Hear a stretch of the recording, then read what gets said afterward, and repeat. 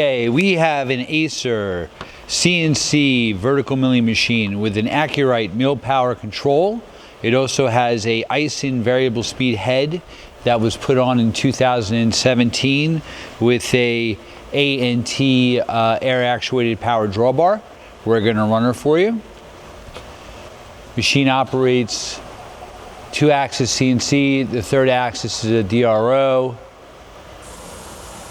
You heard the X and the Y axes. Machine's got a 9x48 table. In manual mode, it's again a digital readout. That's the X, that's the Y, the QUILL is the Z.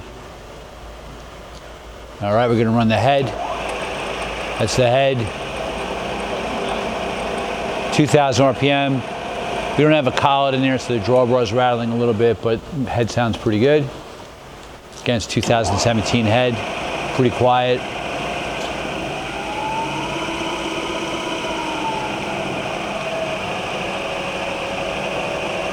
Okay, so again, this machine has scales on the axes as well as the servo motors, ball screws on the X and Y.